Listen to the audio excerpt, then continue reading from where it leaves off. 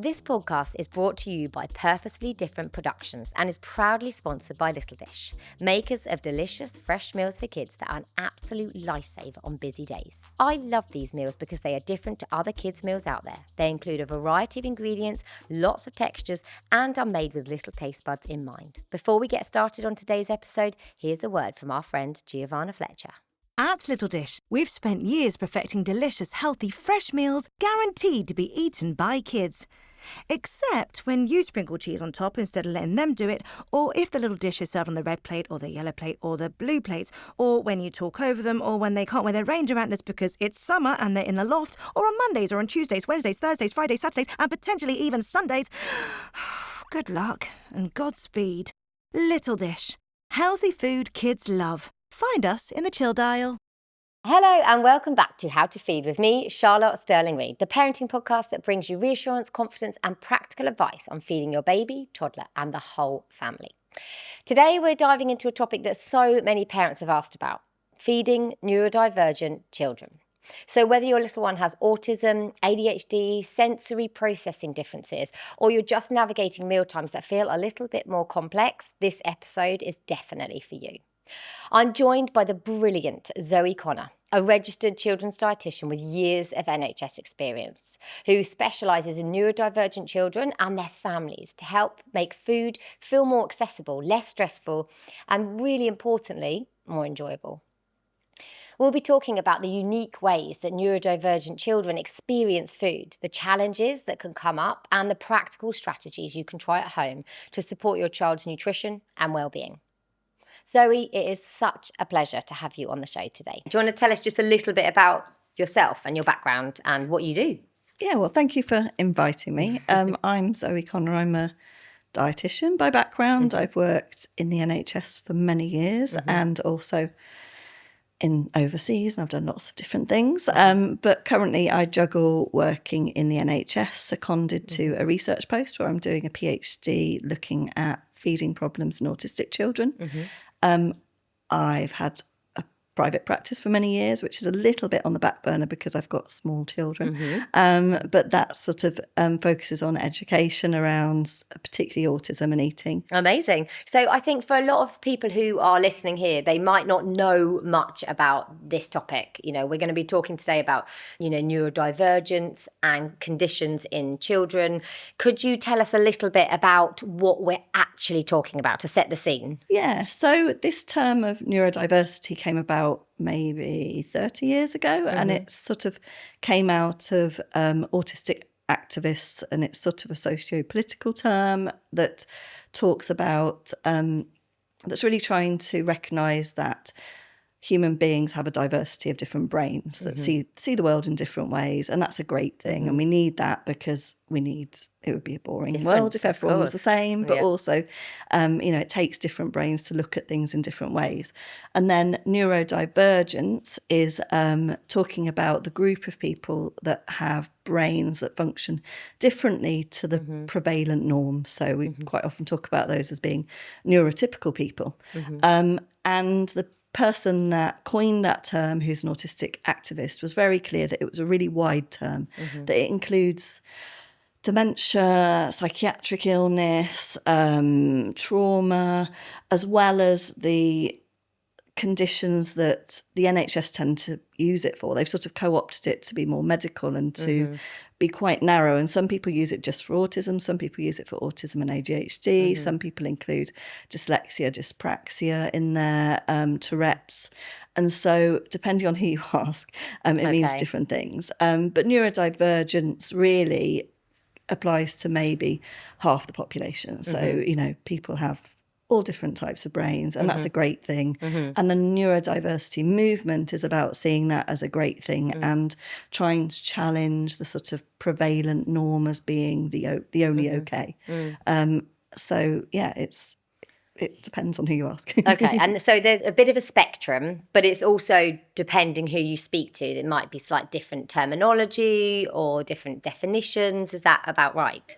Yes, there's just an umbrella of different brain differences that fall under neurodivergence. And the idea the intention of the person that coined that phrase is that it was a really inclusive term and that it wasn't just this condition or just this condition.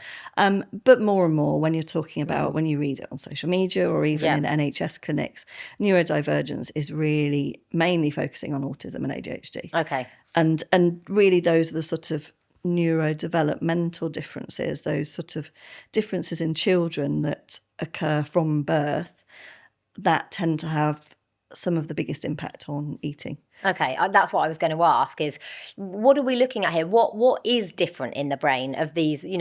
Today we're really focusing on the kind of neurodivergence, meaning the specific conditions we might see in children. So what does that mean to you? And second of all, what might that actually, what's going on in the brain, I think is what I'm asking. So I guess there's lots of research going on to try and work out whether there's like structural brain differences or biochemical brain differences. But that sort of doesn't matter so much when we're thinking about actually how are these kids experiencing the world. And so when it comes to these children experiencing the world, neurodivergent children tend to have a few common challenges, I guess, which they can be strengths, they can be challenges, they're differences really. It doesn't have to be one or the other. Having different sensory processing, having different executive functioning, different ways of thinking about things. And also because those things are so different from the prevailing norm, they're quite often children that can develop quite a lot of anxiety and also be quite traumatized by things that other people don't get traumatized by. So so the key thing in young children, I think, is the sensory differences that we really see impacting on eating, because eating is such a sensory rich thing. And that's what I was going to ask is how are we seeing this have an impact on children's eating? A very typical thing that that community dietitians will see in clinic are children that have very restricted diets, because they tend to be preferring or accepting foods that are quite predictable. So it might be, typically it's sort of brown, beige, crunchy, bland foods, but not always. Sometimes it's only purees, sometimes it's only liquids, but it's very different. The feeding differences are significant. It's not, it's way above the sort of typical fussy eater that you might see in toddlerhood. And actually, when parents look back, because you don't know your child's autistic or ADHD when they're born, but they are,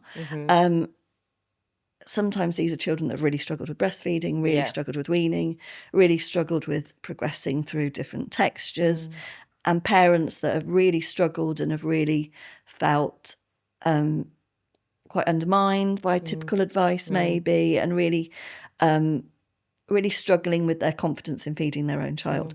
And quite often these parents have their own neurodivergences that they don't necessarily know about, and they might have 2 or 3 children that have very different sensory needs, and so it's really it can be really challenging. And how does that play out for a lot of the families who maybe you work with? I mean, what are parents saying to you? I guess probably end of tether and struggling with little support and also little knowledge on how to actually handle some of this. Yeah, it's really tricky because I know this is a really light-hearted podcast, but there was a child death in 2021 of a 7-year-old autistic kid from malnutrition who hadn't got to see a dietitian, whose family had asked for help, and they just said, it's just autism, don't worry, they'll be fine. Because what we find is lots of these kids seem to be fine, they're growing okay. It's so common in autistic children to really struggle with eating, and ADHD children, but sometimes that's slightly different. But it's so common that everyone goes, well, there's not much we can do about it, so we just, get on with it. They seem to be fine. And we're seeing more children rocking up in hospital with scurvy, children going blind from vitamin A deficiency, and having all different nutrient deficiencies that are common in the developing world, but not in the UK anymore. And so I'm really passionate about the fact that we need to stop telling parents it's fine and that it's just autism. And that's not to, I don't want to sort of shock the listeners that are listening that are thinking, oh my goodness, that's going to happen to my child, because it's we can prevent these things. And Yeah. that's the tricky thing, is that there's a real, the NHS is in crisis. There's a lack of services, and I think support for children who are autistic and ADHD sort of, they're quite hidden. Their struggles are hidden. Their eating struggles are hidden. Yeah. And it can be difficult to get to see the people you need to see. Dietitian services are limited, really limited. and in some areas dietitians don't see autistic kids because they don't have the expertise or the availability. It's really tricky. So what and quite often parents don't get to see dietitians until they're way down the road. Eating habits are really entrenched. They're really struggling, and sometimes the parents have just been told so often that it's absolutely fine, that they've just had to accept their child's eating, and they're just getting on with it. Yeah. And on the other hand, if you're being neurodivergent affirming, you want to be accepting difference, and you want to be accepting that sensory aspect of eating is really hard for children. So you don't want to be pushing them to eat, but you also really don't want them to be getting malnourished. So there's that middle way that's really tricky. And in my research, I'm asking autistic kids, I'm asking non-speaking autistic kids, I'm asking adults, I'm asking parents and professionals, what do you think works and for who, and when should we be using it, so that we can try to come up with help really early on, so that those parents, like when their children are 2 or 3, when these eating problems are emerging, can stop and say, okay, I'm going to do things differently, and I'm going to try this. Okay, so you're trying to find some of those, I guess, like in inverted commas, solutions. Yeah. And I really, really want to come back to this, because the crux of this podcast for me is always making sure that there is advice and there is support for parents out there. So let's reverse back a little bit. When might you see signs start to kind of crop up, and what might those, I guess, flags be that maybe your child is neurodivergent? I mean, that's really tricky to answer, particularly as a dietitian, because I guess it's not my area of expertise. But I think parents often, feeding is quite often the first thing that they realise is different. They realise their child is having a feeding difference. Maybe breastfeeding is more of a struggle. Maybe weaning is more of a struggle. Sometimes it isn't. Sometimes children eat really well, and then they get to sort of 2 or 3, and then they suddenly inexplicably change to having a very rigid diet. It's really diverse. It's really diverse. And I think it comes back to parents sort of trusting that they know their children really well. Okay. And trusting that if some of the advice they're being given or some of the guidance doesn't seem to work, maybe there's a reason. Maybe their child's different. There might be something more.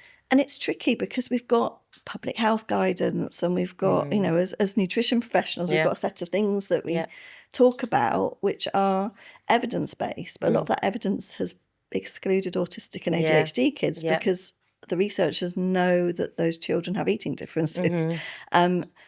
But parents don't know their children are autistic or ADHD normally until they're a bit older. So you quite often can't get referred for a diagnosis until a child's 3 for autism or older, and then maybe 5 or 6 or 7 for ADHD. So parents, and then don't know. I mean, the waiting list for an ADHD diagnosis on the NHS in my area is about 8 years. So you are thinking about children that, maybe 1 in 7 children are neurodivergent, and so it's not even like a tiny minority of children for whom the standard advice might not be quite right. Yeah, might not be.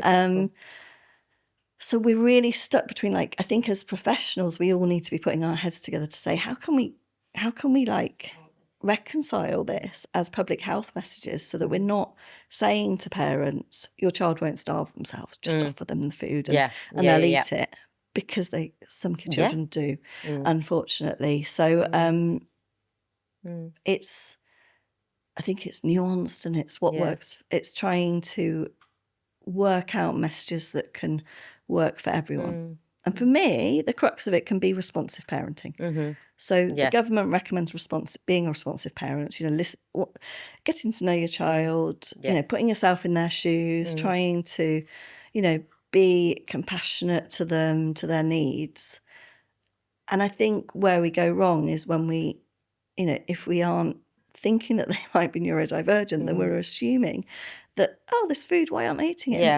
It must be amazing to Yeah. them. Look, I'm giving them this strawberry or croissant or whatever. Like, why on earth wouldn't my child eat that? And then some of the best learning I've done is from autistic or otherwise neurodivergent adults who can then tell you what their experience of eating is. Okay. So there's a really, really nice account on the National Autistic Society website, I think, of an autistic adult who talks about her experiences. And she talks about how, she's an adult who's only just been diagnosed, but she's always found that the sensory profile in her mouth feels different. And she feels like she's going to choke if she eats those foods. So she's too scared to eat those foods. So crunchy, hard foods are safe to her. Yeah. And that makes complete sense. So some of these feeding differences that neurodivergent children might be exhibiting are safety mechanisms to protect themselves from, they're worried they might choke if they eat those squidgy foods. And so they just don't eat them. Or it feels strange in their mouth, like we said. Like, and when it's talking about it feeling strange, it can feel painful. It can feel like foods can feel like you're eating razor blades, or it's significantly traumatic for children to eat foods that have a sensory profile that they're not okay with. Yeah. And I think it's really interesting to think, well, is there any ways that we can help children with these sensory issues to turn down the volume on that? So when we talk about sensory processing differences in neurodivergent kids, we've got 8 senses. We've got our 5 senses that we learn at school, and then we've also got like our proprioception, our vestibular senses, and our internal senses of like understanding appetite and pain and all sorts of things. And so in neurodivergent people with sensory differences, the volume on one or more of those sensory systems might be turned completely up. It might be turned completely down. Okay. It might just be going up and down all the time. They might be crossed over. And it's just something we don't fully understand from a scientific point of view, but it's real, and it's it can be really disabling for those children. And I think when you start to look at things through a sensory lens, you can see how, if your child's been out at a playgroup all morning with you and it's been really overwhelming, and they're like, they're just exhausted by lunchtime, and then you're deciding that's time to try a new food, they might be like, oh my goodness, I just can't cope with that. Whereas if your child has been in an environment in the morning that really meets their sensory needs, maybe they might feel brave enough to challenge themselves with trying new foods, because kids do well when they can. And I believe that when it comes to eating, I believe that autistic and ADHD kids that have quite rigid diets potentially could be having much more varied diets if they feel safe, if we can help them to feel safe, if we can support them, so that we can prevent children getting to the point that they are eating, where they are really stuck on a very rigid diet because that's all they feel safe with. Yeah, completely honest. And we'll definitely get some of your kind of thoughts on how parents can manage this. But I know this is really hard, because from what I'm understanding from you, it's not just variable between individuals, even within that individual, depending on the situation, on the scenario, on how they feel that day, on, like you said about the different senses, how they may be turned up and down. What might a mealtime look like? And I know there's going to be lots of different scenarios, but what kind of little things might you see going on within that mealtime? You've mentioned sensory, so it might be that they don't like a certain texture. What might you expect to see happening in some neurodivergent children around food and mealtimes for families? By the time children have got to see me in my clinic, they're quite a long way down the road, and quite often they are really efficiently managing their child's eating by allowing them to eat on their own, allowing them to eat in front of a screen, allowing them to eat the foods that child is safe with. And that's great. And I applaud those families, because they're going completely against what all the advice we typically give them. And they found what works for their child to help their child get sufficient nutrition. And what's happened over the time is those parents have tried all the typical things, and their child is more distressed than the typical child at these things. And I think it's really tricky to know. And it's really tricky to know what is the difference between a typically developed, a neurotypical child that is going through a fussy eating phase and a neurodivergent child that has feeding differences that need to be accommodated. But it tends to be quite distinct. It tends to be like it's more severe. These are the children sometimes that find it really tricky to sit down. They find it really tricky to sit still. They're really struggling to sort of sit in front of food. They might be really distressed at food rather than just sort of, that sort of toddler trying it on of like, they've always loved that food and then they refuse it for a couple of weeks and then suddenly it's their favourite food again. This might be more like, they've never liked that food. They've never liked different foods, or they've really significantly gone from eating a varied amount of food to suddenly completely refusing them. And it's really tricky as a parent to know, am I just being a bit played by this child? Are they trying on the toddler sort of boundary pushing? As a professional, when I see parents, I don't always just see the specialist clinics. When I see more general issues and you come across parents that are really struggling with fussy eating, you're always at the back of your mind thinking, is this neurodivergence? Actually, is this a feeding difference? And it's not always apparent. And this is part of my research, is trying to work out how can we tell which are the children that parents need to be persisting and persevering with the standard fussy eating advice, and which are the parents that we need to say, no, you need to accommodate this child's needs. And I guess there's normally other concerns with the child. You're finding that the sensory sort of issues are, really not liking the labels in the back of their T-shirts, or not liking getting dirty or getting their hands dirty or getting wet. Sleep, you quite often have sleeping issues, toileting issues and feeding issues all coming together. But you can have that in typical toddlers as well. So it's an emerging thing, I think. And to be honest, those children that have really significant feeding differences get picked up early because it's obvious. And there's that big sort of in-between children that we're not quite sure about.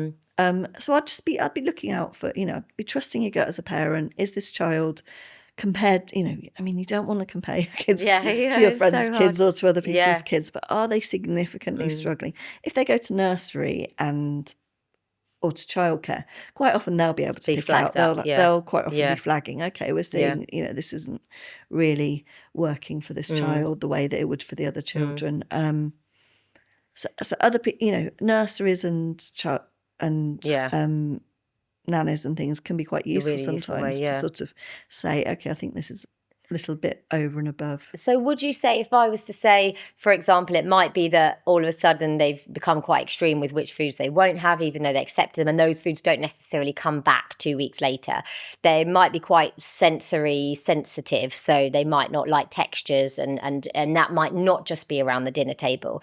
Their reactions might be quite extreme rather than being just like, yucky, that doesn't look very nice. It might be a lot more of an extreme reaction. And also I think you were saying that they might be really fidgety, really struggle to keep them at the table. And you also might notice things in other aspects of their life. So you might notice, like you said, they're sensitive about other things, or there may be other situations where you think they seem like they are not quite the same as your friend's children or other children. So all of these together might insinuate that actually your child might be neurodivergent. Would that be a fair summary? Yeah. Feel free to say no. Tricky. It's so tricky because you've also got this group of children that mask. The high masking kids that don't get picked up. Their neurodivergence doesn't get picked up till they're older. They're children that people please. They'll sit and they'll eat the food even though it feels like razor blades in their mouth, and they'll just do as they're told. And that's not helping them develop a healthy relationship with food. So we're aware that neurodivergent children are much more likely to develop severe eating disorders as teenagers, and also to develop severe mental health issues and depression, and even and develop burnout and not fit in at school and all of these things. And so I guess I'm, being a responsive parent is about outside of mealtimes as well and inside mealtimes, and it's seeking help early. So I think with any parent, you know if you've got concerns about your child's eating. Yeah. I know it sounds, but how do you know? I guess if you're worried about your child's growth, if you're worried that their intake is changing, I mean, fussy eaters can go off foods for longer than 2 weeks. It can be a much longer process. And, with that typical toddler fussy eating, we typically say, you need to ride it out. You need to reduce pressure. You need to just keep giving them lots of exposure to different foods.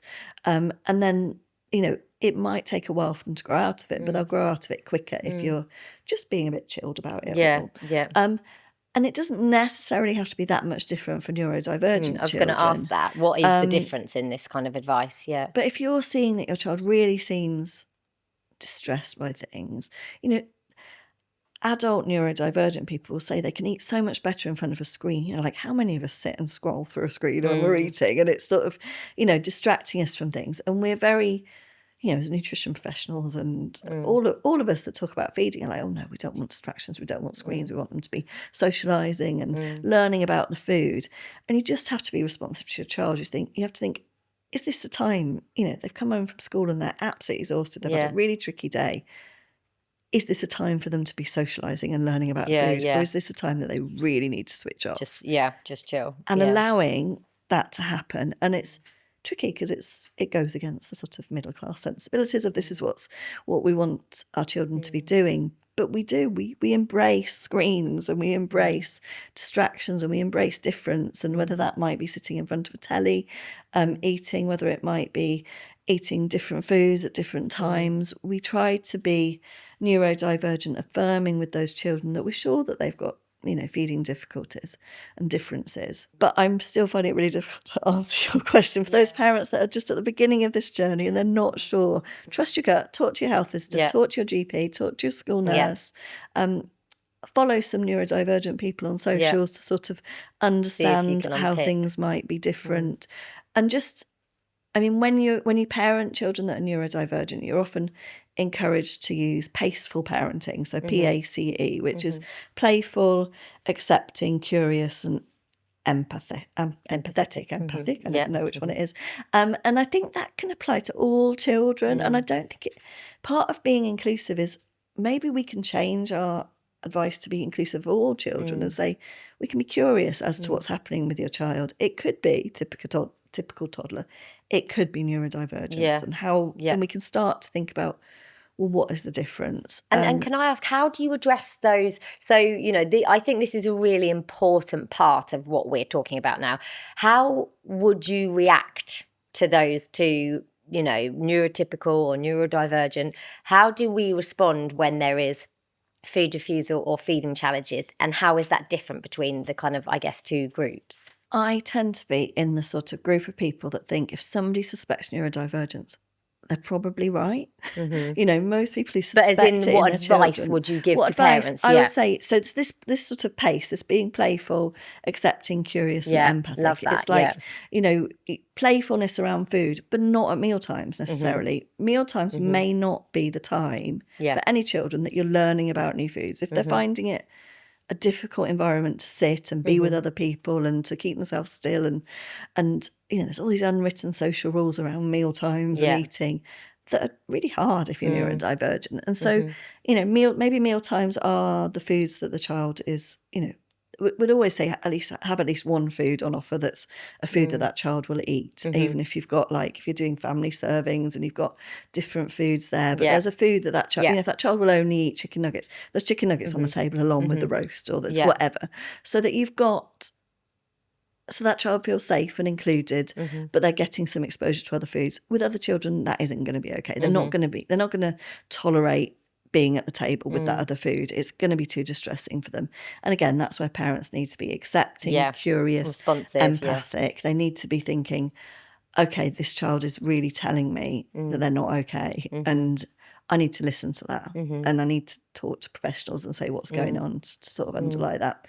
But you can be playful at other times. You can do all those things with food, like cooking and messy play with foods, and all sorts of being disgusting with foods and stuff like that, if your child will tolerate it. Your job really as a parent is to teach that child food isn't something to be scared of. It's something that's around. It's brilliant. Look, we're eating it, it's great. if you're a neurodivergent parent, sometimes that's tricky because maybe you have your own food Yeah, issues, but yeah, you know, you can do your best with what you can.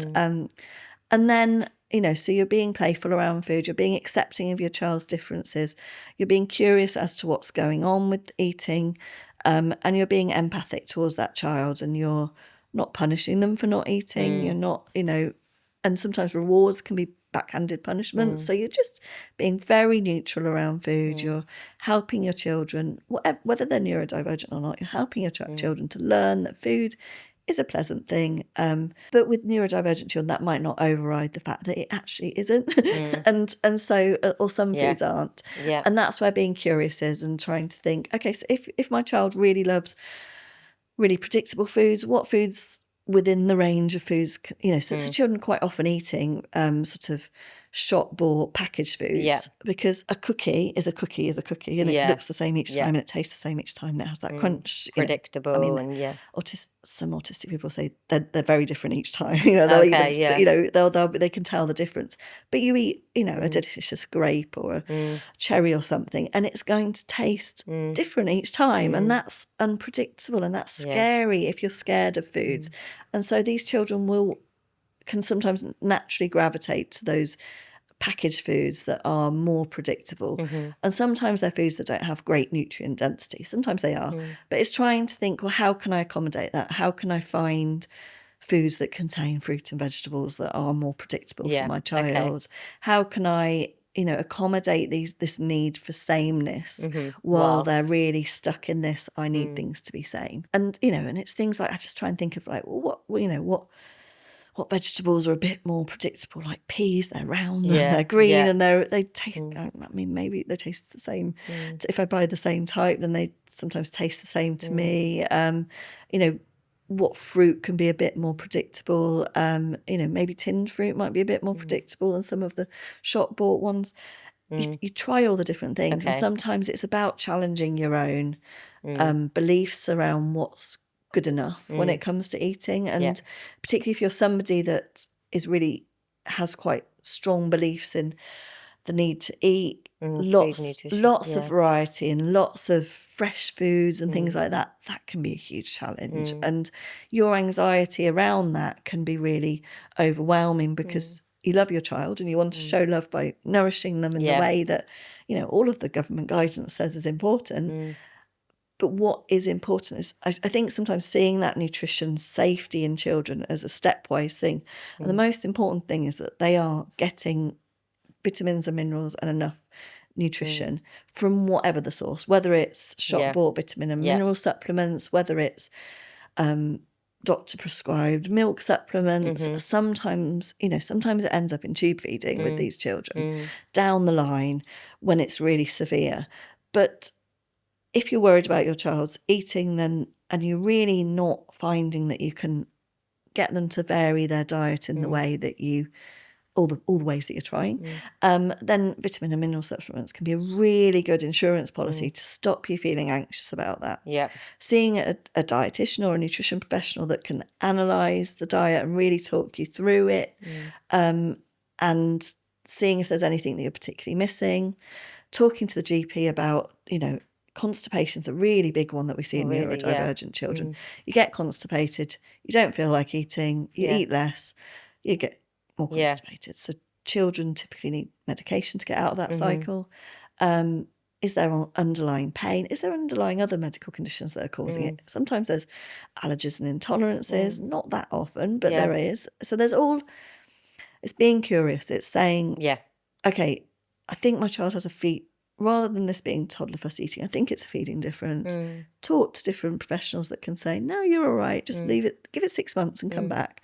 If you're really worried, you know, push to see somebody that can, like, my job quite often is reassurance. It's seeing a parent saying, okay, your child eats 8 foods, but you know what? One of them's a fruit and veg. One of them's, you know, got calcium in. There's plenty of protein there. There's carbohydrates for energy. And we're getting in some vitamin and mineral supplements.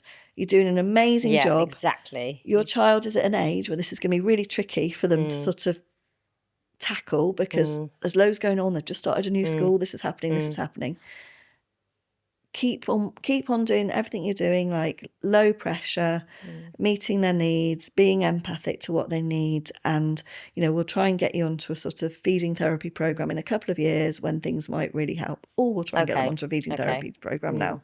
But it's all different, and it's really hard. Being responsive as a parent, trusting your gut, trusting that you know your Also, child. I think the really important point you made, which was about lowering your expectations of what mealtime should look like and what feeding should be like. So I think from what you're saying, I've kind of got that lowering those expectations and being really responsive, but also helping a child to feel safe with food in whatever way, whether that be going really slowly, whether that be modelling with them, whether that be getting them involved in play at a time that is appropriate.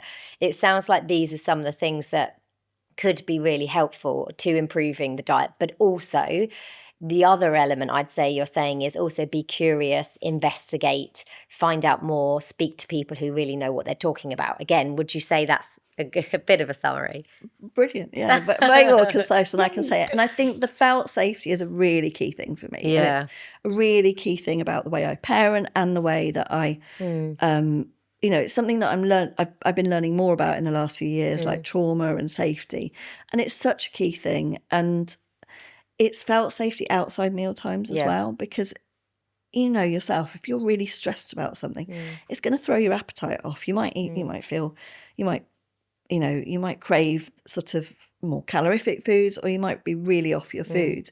And our children are the same. If they're really stressed and they're really not feeling safe, they're not going to some children will eat brilliantly no matter what. And that's, we've got innate genes that decide whether we are somebody that, really loves food or is really find food a bit tricky. Yeah. But we can help those children that find food a bit more tricky feel more safe at mealtimes, outside mealtimes. And we can support parents by helping them feel safe as well, in that trusting their gut isn't going to be unsafe for their child. And in those rare occasions, like I was talking about before, that it is dangerous for that child, we can step in and we can put in more support and we can prescribe supplements and products that might be able to help. And that's the minority of kids for what's needed. So that's the extreme. Yeah, that's the extreme. I do worry that it's the tip of the iceberg, but it is the extreme. Yeah. It's rare and it makes the headlines because it's rare. Yeah. But how do you navigate the gap between those two? So this gap between, like, we need to be responsive and we need to, allow them to feel safe and non-pressure, gently, slowly. How do we, and I know you've said you're researching this, but how do you find that, how do you fill that gap between that and then there being a concern about like a nutritional deficiency or something more severe? How do we know as parents we're okay here, we need to really seriously act? So this is the tricky thing. I'm sorry, I've really thrown a very tricky question. I did a research project a couple of years ago, and the paper that I published was called Let Down by Low Expectations. And I think, in the last question you were asking about, or in one of the previous questions you were asking about, you were saying, so, parents need to lower their expectations. And partly I'm like, yes, but actually maybe not, because maybe, changing your expectations around what an ideal mealtime might look that's what like. I meant, when it comes to nutritional requirements, these kids have the same nutritional requirements as all other children. Okay. They might even have more of a need for some of those nutrients that really boost our brain energy functioning and things like that. So I think we're really, dietitians have been, even me, I've worked in this field for years, have been guilty of saying, don't worry, your child will be fine, they're getting on okay. But then I'm there's that difficulty of like, but we know these children probably need a variety to help their gut function well, to boost their brain cells and to help then, the neurotransmitters and all of those things that we're learning more and more about. And so I think it's important that we still, as a society, as professionals, strive for these children having really ideal nutrition, but we also don't do harm to children in pursuing in the process. And so that relationship with food is so important. Yeah. And I believe that if we're setting that foundation for a good relationship with food, that child can grow into eating a wider variety and taking those vitamins and minerals if they need, if there are adults out there who are neurodivergent that, they eat very restricted diets. And when you read, some books on, thinking about people hundreds of years ago that were probably autistic, there'll be accounts of people that eat 3 foods and that are thriving on that. It's something that's gone on forever.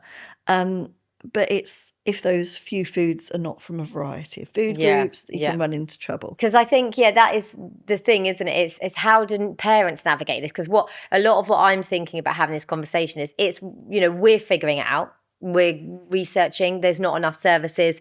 How do parents go, right, I'm going to take this, be curious. I'm going to take action. What can they actually do? Because I feel like it's the parents and obviously the children, but who are really suffering here, because it's just such little support, knowledge. And like you say, it's all this difficulty of it being very variable. And so, what can we say to parents who are feeling super overwhelmed about their child's feeding, their child's eating, and don't feel like they're getting anywhere with support and healthcare? I think it is that part of being curious is trying different things out. So some children, like we've talked a lot about autistic children, but ADHDers are sometimes, they find it really difficult to sit down. They're really distracted and they might need more structure. They might need those reward charts. They might need like quite rigid routines.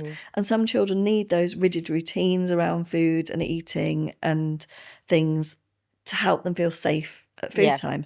And other children have like quite a lot of demand avoidance, and you need to let them just sort of graze and do what they need to do. But I think what we naturally do as parents is we try it out and we try it out and we go, what works? Is this working or not? Okay, this isn't working in the way that I thought it would. And you need to persevere with some of these things, don't you? You need to try them out. And you try and you have to try not to be too rigid. I see parents that have got so rigid in the whole, we have to just persevere with making them eat this food, and they get into force feeding and they get into really into quite harmful practices sometimes because they're so desperate for their child to eat, and it comes from a place of love, but they're desperate for their child to eat in a particular way. And I think you need to give yourself the permission to be more flexible, to block out the words of the mother-in-law or the father-in-law or your past parents who've maybe done a particular thing with you, and trust that there is a different way. There is a middle way. It's trying things out. It's and I think seek out the voices of neurodivergent adults that have similar neurodivergences to your children, because that's where I've learned the most from. I've talked to them. There are even like Facebook groups where you can like ask an autistic, and you can get on and you can say, look, this is what's happening with my child. Can you help me out? What might be happening? And sometimes, you get so much insight from these, an autistic adult can go, oh, it sounds to me like the issue with that food is the crunch, and what you need to do is you need to like buy this variety of apple, and actually then that crunch is going to be the right thing for them. And you go, how did I never think of that? But that's all that was needed. But why would you if you didn't? You can't understand what they're feeling, and they can't necessarily articulate what they're feeling. So you can't be expected to do that. But it's amazing to try and figure them out. That's what I think is what you're saying. And it's exhausting. For parents of neurodivergent children are quite often battling for adequate schooling, they're struggling with sleep and everything else. And so it's feeding sometimes can be something that you can put on a back burner. Sometimes it can't. And so it can't, because you have to feed them 6 times a day. And so it's really stressful. But I think that's where parents who come to me quite often have just accommodated all of those things. And I guess I'm there to say to parents, it can be okay to do that. It can absolutely be the right thing to do sometimes. And I don't have an easy answer on when is it the right thing to accommodate it and when isn't it. Because I'm not sure that we know. There isn't an answer.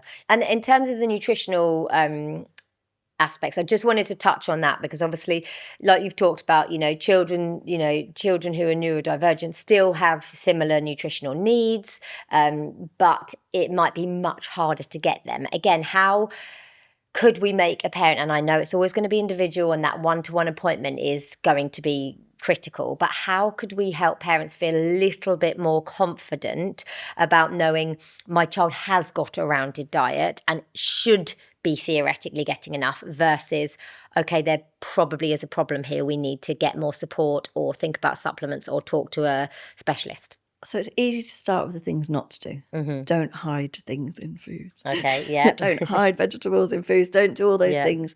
Unless, I mean, it's difficult. If it's a new food that has those things in it that you're introducing, fine. But if your child loves mash and it's one of their 3 only foods that they'll eat, don't try and like hide carrot in it. If they're that selective, they're gonna know. They're going to potentially then reject that food and all the other foods that you offer them, because if you, and this is part of being curious, what's underlying your child's eating? Is it that they're really feeling unsafe around food? If so, you're not going to mess around with their food. But if you have got a child that has just a little bit of this feeding difference, then you can, if finances allow, you can buy the foods that are a bit more fortified, like you can buy fortified milks. And, some children, if a child comes to me and they're eating fortified breakfast cereals that have the iron and everything else in, I breathe a sigh of relief, because it's like, oh my God, they eat that. They're getting in quite often they're getting in some whole grain fibre as well. And it's something, and the parents will be like, oh no, it's not like beautiful pancakes or whatever. It's like, no, please, that's great. Yeah. It's a really predictable food that has added nutrition into it that might well be really supporting your child. And it's really easy and convenient and all of these things. And don't worry about that. And that can be something that they have twice a day if necessary, and they can have it as a snack. And you've got something there that's got some hidden nutrition in it that isn't necessarily come naturally in that food, but it's nutrition. Nutrition is nutrition. It's, when you're thinking about introducing new foods or trying new foods, you can just try and be making sure that those foods are as nutrition, have that added nutrition in. Or you can, if your child loves chocolate cakes, don't try and trick them with a vegetable chocolate cake, but you could bake some vegetable chocolate cakes and try and see whether they'll eat that. Give it a go, I mean, if your child is still quite flexible about foods, it's really useful to try and keep them flexible about foods, but without tricking them. So having not, if they eat like 30 different foods on a rotation, try not to sort of reduce that down. Try to keep up that rotation. Try to continue giving them exposure to other foods. Try not to mess around with the foods that they love, but try and sort of offer things that are similar or sometimes completely different. Sometimes you'll get kids that are like, they'll have a bland, beige, brown, crunchy diet, and then suddenly they'll try a Vindaloo and they absolutely love it because they're just, that sensory thing is really exciting to them. So you have to not assume. You have to not assume that because your child is only eating these foods, that's all they'll ever eat. And you just have to tread carefully, but you also have to be confident that, I've got a friend who sometimes does some training with me, and her son does speaks for me as well. He's called Rob Parton. Check him out. And he was a child that didn't speak till he was, sort of secondary school age, and he was a really severely restrictive eater, and now he's a really adventurous eater. He loves cooking. He tries everything, and his mum was a dietitian, and I think she took time off work and she just did loads of food exposure. She's the person that always says to me, it's your job as a parent to say to them, hey, look, here's food, it's amazing, it's safe, it's great. And then suddenly one day they, when her son was like 11 or 12, he was suddenly like, accepted. I believe you now. Like I'm going to start feeling safe enough to try these things. Something changed, who knows, developmental shift or whatever, but it took a lot of hard work from her. And we want to find out how we can make that quicker for children and parents. And in terms of, do you feel like they ought to really know the balance, the balanced food group, so that we're trying to get that balanced nutrition in there by going, right, well, they'll have one safe food from this group, they've got one safe food from this food group. Is that something that could be beneficial to parents, familiarising themselves with what actually is a balanced diet? Parents or children? For parents. Definitely. Yeah, so I'll often work through that with parents. I think you have to be really careful with children and nutritional education, because some of the problems, you get huge problems with healthy eating messages in schools and children. I've got a 7-year-old who's a very, very selective eater, and he comes from, if he's had the week where they're talking about healthy eating, he'll come home and he won't want some of his safest foods because he's been told. because that's got sugar in. It's like, yeah, but all food's good food. Yeah. All food's a good food. Yeah. It's, and it's and children, neurodivergent children, can take messages really what's the word, like really seriously, really, yeah, and rigidly, and parents can as well, to be fair, and it's really tricky to undo that in some children, and we probably want, like, in an ideal world, I would say we don't talk about food as nutrition until they're end of primary, beginning of secondary, in a very careful way.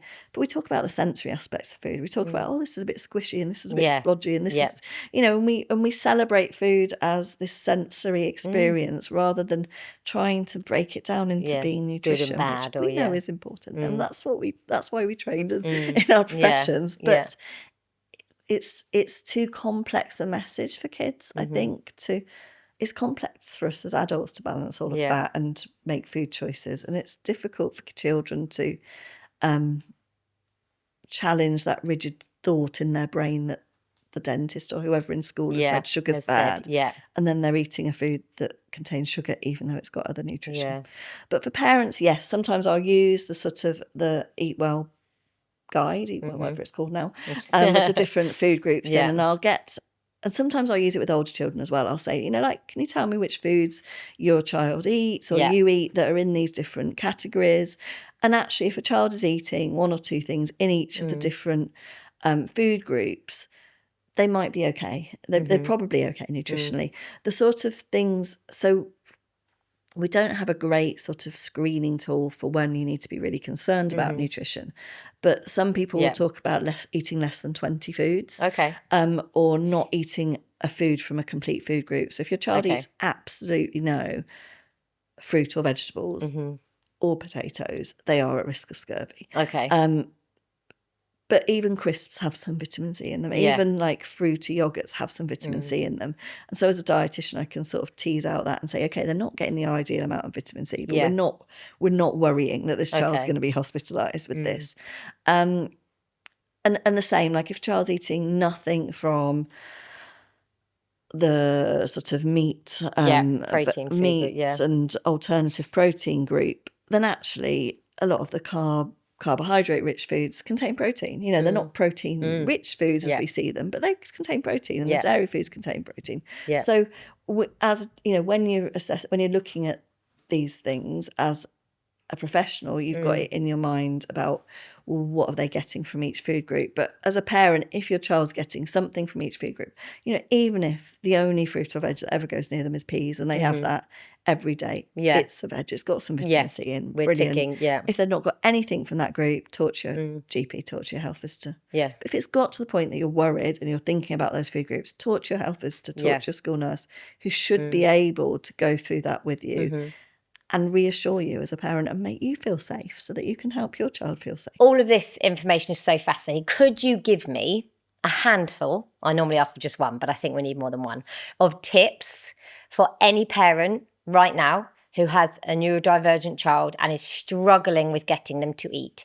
What would be your handful of tips for that parent? And I know the situation will vary, but as a general, what might that be? I think it comes down to trust your gut. Try to relax a bit around meal times. Yourself. Try to seek help if you're worried. And follow some neurodivergent people on social media that will normalise some of the things you're going through and help you understand what your child might be going through from their point of view. Okay, love that. They're not very practical tips. But let's add that to the ones that you've talked about throughout this, which are like be responsive, be curious, make changes slowly. We talked about role modelling. Yeah, and I think I did think that one of the things that I quite often advise people is just that thing of talk about food in a sensory way. Think about food in a sensory way. Try and sort of back off on the nutrition. Try and explore food with your children in a sensory way and talk about, oh, this is quite squishy, this is quite, young children are sort of are very in that sort of brain learning space where it's all about senses. But also respect your child's differences. If they are showing you that they really aren't coping with it, back off. Wait and see how things are after you've backed off for a bit, because sometimes it is that child's scared and that you just need to rebuild that sort of feeling of safety for whatever reason, something else going on in their life, or that they've got to the point that they're a bit scared at meal times, back off for a bit and then just sort of take it slowly. Yeah. And also the other thing I loved was where you said about, your child might really love a routine or might really not like a routine. So it's also reading them and learning about them all the time. I think as when you're a parent, when you're raising kids, you're always learning about them all the time, aren't you? And I guess it's just being even more intuitive to that. Yeah. Like, they really don't like a routine, so I'm not going to enforce that routine on them. Or actually they love having structure, so I'm going to make sure that when I give them their meals, they know it's predictable, the timing, the type of food, and maybe even get them involved in some of that as well. And another tip I've just remembered when you were saying that was we quite often, like, sometimes the table or the place that you eat has become a bit of a battleground. So just switch it up, have picnic meals on the floor. Yeah, love that. Have, just eat outside, do something different, like change the setting around, change your table and chairs to something else, just change it up so that you're sort of resetting things. But if your child hates change, don't do that. Yeah, exactly, exactly. Or not. Or not, What about, just lastly, reward charts and things like taste tests? Like, could those potentially be useful? Not a fan of reward charts. I think they have to be research says they can really help with trying new foods for children, but that research is not on neurodivergent children. Got you, okay. And for some children it will really work. For some children it will be rewarding them to try things that they're finding unpleasant, and those people pleasers will be doing it to please you and to get those rewards and overriding their internal signals. Okay. So you don't I think it's a really tricky one, and because of that, because of the potential for that to backfire and be quite distressing to the child, I tend to just stay away from them, from reward charts. That sort of slight verbal praise or something is potentially enough. But I also know some kids, like ADHDers might really need those sort of positive dopamine hits of rewards. So I think you have to be really careful with the use of I think for neurotypical childs, because when I was doing the research for my How to Feed Your Toddler book, I did look at this a lot, and I spoke to a lot of experts who had completely varying opinions on whether reward charts were good. And it's the same situation with the neurotypical child.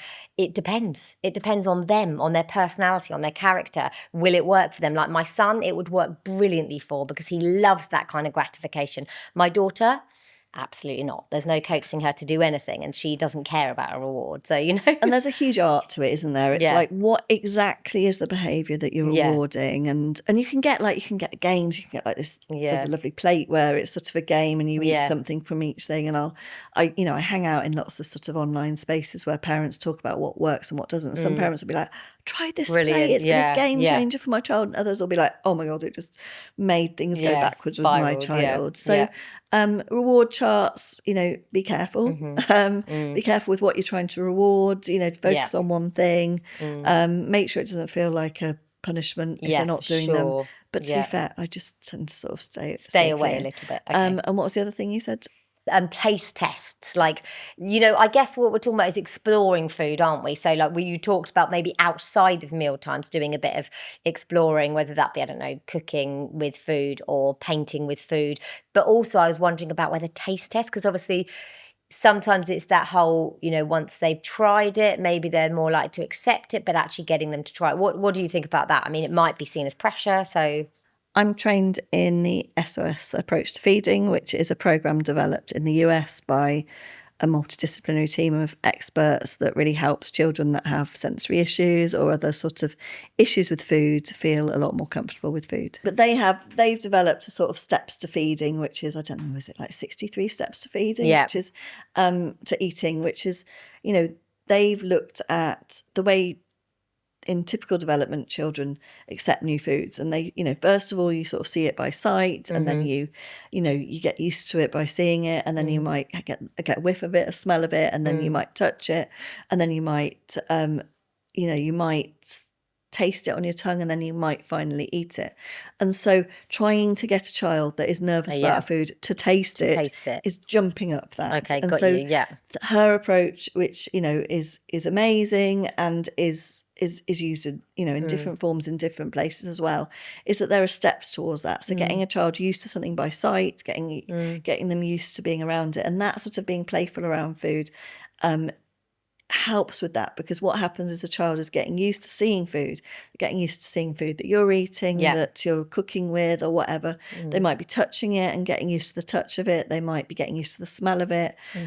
They might, sometimes when you cross that line and say, taste of it, they're like, oh, no, I'm completely not there. I'm on a lower step. I'm still getting used to that level. Or for some kids. So, I think it's from SOS where they do snake taste, which is like you taste like a snake and you can just give it a little taste. And I know another feeding program that I'm trained in, they use finger taste. So it's like you touch it and then you lick it. And in feeding therapy, you might actually work with kids around that, and you're really working on keeping them feeling safe and play and helping to motivate them to sort of do those tastes. But just jumping in with tastes, typically, if you've got a selective eater, could really backfire. Feels like pressure. If you're going to start doing that sort of thing, not at mealtimes, you definitely don't want to be like, I'm not a fan of that sort of have a plate there of a food that you're going to try, one taste of this and then you can have the rest of the food. I think it's way too challenging for some kids. For many, might work for other kids. But that's a really good point. Generally, I mean, to be fair, I'm a professional. I know these things don't work so well. I've tried them with my kids. They've gone, no.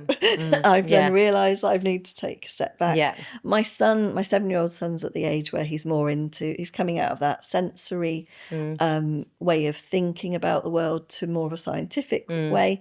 So I've started doing the SOS type food science stuff with him, which is like, oh, this is quite a sour food. Do you think this is sourer or sweeter than the other food? He's like, oh, I don't know. And I'm like, do you want to do a snake test to check? And his motivation for being a little scientist overrides the fact that he's quite an anxious child around food. And so he'll be like, oh, I think that's sourer than that one. And then he'll go, oh, actually, it's not too bad, is it? And I'll go, I'm not going to celebrate, not jumping because in here. we're just being food scientists and neutral. But it's at different ages and stages you can use different motivation around it. Young kids, it can backfire. I think honestly there's been so many tips littered throughout everything we've spoken about, and I really, really think parents will have gained an awful lot from this. So I'm very grateful. Last question, and probably a really, really key one: where can parents go to get, first of all, support? I mean, I kind of feel like I'm sitting here thinking, I just don't know what parents are supposed to do to get help and support. So anything you can give, resources, books, websites, or what should they do in terms of demanding, I would need some support? So it's tricky. If a parent's at the beginning of the journey and they're worried and it's weaning age or, toddler age, then it's health visitor GP, that sort of standard advice. And health visitors are used to sort of helping parents of children that they suspect are neurodivergent. And if they're not, if they're saying they'll sort of put the food in front of your child and they won't starve, then run a mile and find a different health visitor. But generally you can get some good support there. When it's emerged, so you might have accepted that your child's got a feeding difference and you're not too worried, great. If you're worried that your child's got an actual feeding problem and their eating is too narrow or too, if it's really affecting your family, or if you're worried about their health, then do seek help. It can be tricky to get help. But there are, so in the UK, the Feeding Trust is a charity based near Birmingham, but it's national. And I used to work with a speech and language therapist that and the OT that set it up. Natalie, yes, she put us in touch. But I worked with them. I trust that they're doing things. They're doing things very much in line with the SOS approach to feeding. But they are, they do seem to be being responsive and being neurodivergent affirming, and they can accept. They provide lots of information. They provide training for health professionals, not specifically to neurodivergence, but I think they do incorporate that. but they also can accept referrals from NHS, and you can go, if you're in England, you can get your integrated care board, you can get your GP to request an external funding from the integrated care board to something like that. And there are, because there's a real lack of, like some areas there's absolutely nothing. You know, you go and there's not even a dietitian that can see you. And I think as a parent, you can try, you can talk to your MP about it, you can try and lobby for change, and you can ask your GP and say, well, actually, I know that, can you find me something out of area that I can go to? And the Feeding Trust is really good, and they can support parents on how to do that process. I know some areas are really, some NHS trusts have been really, some dietitians and some NHS trusts will really support parents with getting referred to someone like the Feeding Trust. Different areas, the NHS, in different areas, there's lots of new services being set up, and sometimes they're only for that really extreme, over the age of 8 to 10, and I think there's a huge gap. And I keep saying I'm trying to sort of fill this gap with some of my research. I try and signpost to lots of things. I've got a website and courses that again, I said it's been a bit sidelined while I've got young children, but I try and collate useful information when I find it, so that I can direct people to it. Thank you so much for being here. It was fascinating, and you've done a great job at, kind of dissecting a very complicated subject. So thank you so much, Zoe. Thank you for inviting me. I hope today's episode has given you some reassurance, some ideas to try, and a reminder that you are not alone in this. Feeding neurodivergent children can come with its own set of challenges. But with the right support, with a little creativity, there are honestly so many ways to make mealtimes feel much more positive. If you enjoyed today's episode, please do subscribe, share it with a friend, or leave a quick review, as it really makes a huge difference to the show. This podcast is brought to you with support from Little Dish, so a massive thank you to those guys for hosting us in their headquarters as well. And finally, stay tuned for the next episode, of course. This episode of How to Feed wouldn't have been possible without my sponsors, Little Dish. Their meals are fresh, delicious, and made with ingredients that you would find in your own kitchen, making them a brilliant option for busy days.